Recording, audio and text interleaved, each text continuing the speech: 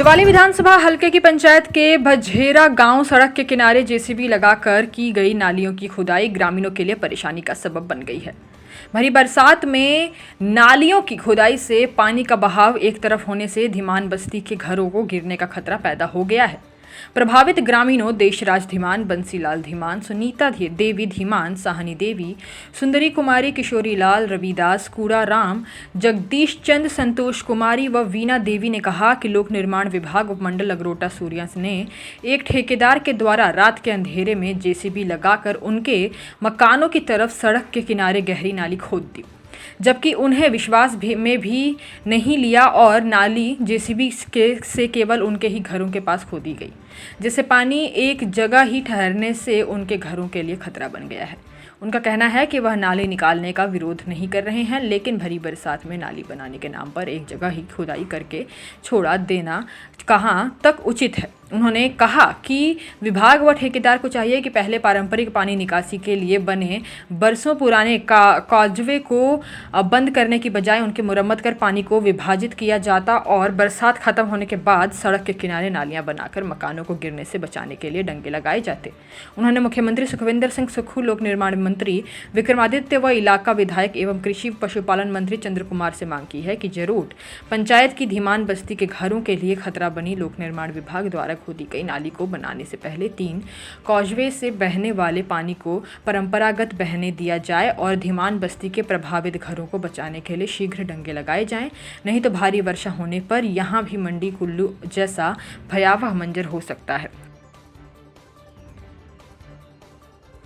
मैं सुनीता कुमारी, wife of Shri Bansilal जी। मैं गांव बजेरा की जरूर से के साथ ही जो लगता है वहाँ से हूँ।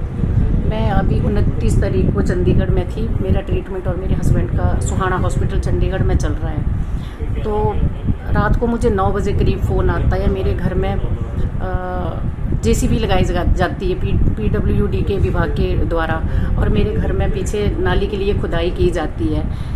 तो हम लोग रात को ही गाड़ी करते हैं, 1:45 बजे वहाँ से चलते हैं, आगे आके देखते हैं बहुत बड़ी नाली निकाली हुई है। उसके ऊपर 6 ड्रेनें थी, 4 तो पहले बंद कर दी गई थी, 2 अभी भी हैं।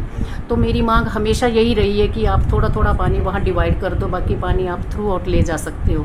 अब प्रॉब्लम ये है कि इतनी भारी बरसात हो रही है और मेरे घर को बहुत बड़ा खतरा है और नीचे एक घर और है, चौधरी पवन कुमार जी, उनके घर को भी खतरा है और वो अपनी बेटी को लेके पीजीआई में बैठे हुए हैं। उनकी लड़की की किडनियां दोनों फेल हो चुकी हैं। तो उन्होंने हमें भी इन्वॉल्व नहीं किया, ना उनको कोई कॉल करी और ये सारा पीछे से हुआ है। तो मेरी यही गुजारिश है, कल को मेरे घर को जब पवन कुमार के घर को कोई नुकसान पहुँचता है तो जिम्मेदारी विभाग ही उठाएगा। और दूसरी चीज़ है, ऊपर का पानी अभी क्लियर नहीं किया, नीचे का नहीं, और मेरे घर में बीच में खुदाई कर दी गई है। उससे मेरे घर को बहुत भारी नुकसान हो सकता है और काम की भी कोई संभावना नहीं है कि काम हो सकता है, क्योंकि भारी बरसात हो रही है, काम होने का तो कोई चांसेस नहीं है। अगर विभाग को काम करना था 2 महीने पहले करते, जब बरसात होने के बाद करते, मैं एग्री थी। बट ऐसा है कि अभी पानी दोनों जगह डिवाइड किया जाए और नाली का काम शुरू किया जाए। और नाली का काम तभी हो जब मैं घर में हूँ, क्योंकि हमारा ट्रीटमेंट चल रहा है। क्योंकि मैं बार बार ना आ सकती हूँ ना मैं जा सकती हूँ, हम दोनों बीमार रहते हैं और दोनों का ट्रीटमेंट सुहाना में चल सकता है। मैं इसके प्रूफ भी दे सकती हूँ।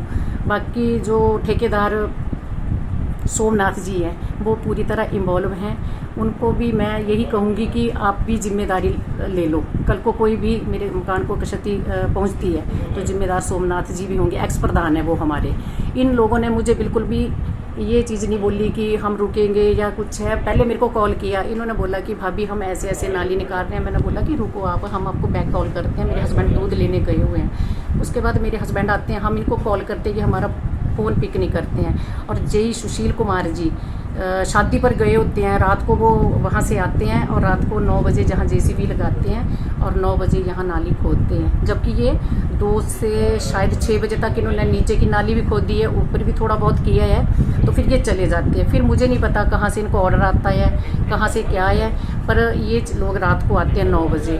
तो मुझे पड़ोसियों के द्वारा पता चलता है। हम रात को पूरी रात परेशान है। 2 बजे हमने गाड़ी करी है तो हम यहाँ हिमाचल पहुँचे हैं। आके देखा तो घर का तो बहुत ही बुरा हाल था। बाकी आप प्रैक्टिकली सारा कुछ देख रहे हो, तो मेरी हाथ जोड़ के बेनती है कि इस चीज़ का सोल्यूशन जल्दी से जल्दी किया जाए और मेरे घर को कोई नुकसान। मैं साहब का फौजी बंसीलाल।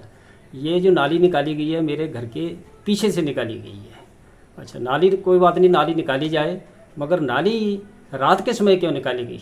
मैं उस वक्त चंडीगढ़ में था, ना ही हमें किसी प्रकार का कोई इंटीमेशन दिया गया, और विभाग ने जो नाली निकाली है वो रात के 9 से लेकर के 9:45 के बीच में निकाली है।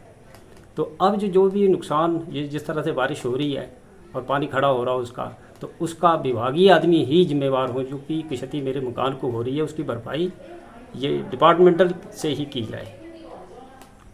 हाँ जी, बोलो। हाँ जी, ये हमारा ये नाली निकालने में कोई विरोध नहीं है। जैसे ये पानी पहले निकलता था वैसे ही जाना चाहिए, और ये पीछे भी इस पानी को निकास रखा हुआ था, 3-4 जगह स्टेप बने हुए थे, तो सारा पानी डिवाइड हुआ पड़ा था, तो ये पानी उसी तरह से जाना चाहिए। बाकी हमारा नाली निकालने में कोई आपसे कोई ये परेशानी कोई नहीं है, आप निकालिए बड़ी खुशी से, लेकिन सोच समझ के काम करो। हिमाचल प्लस न्यूज़ के लिए नगरोटा सूर्या से प्रेम स्वरूप शर्मा की रिपोर्ट।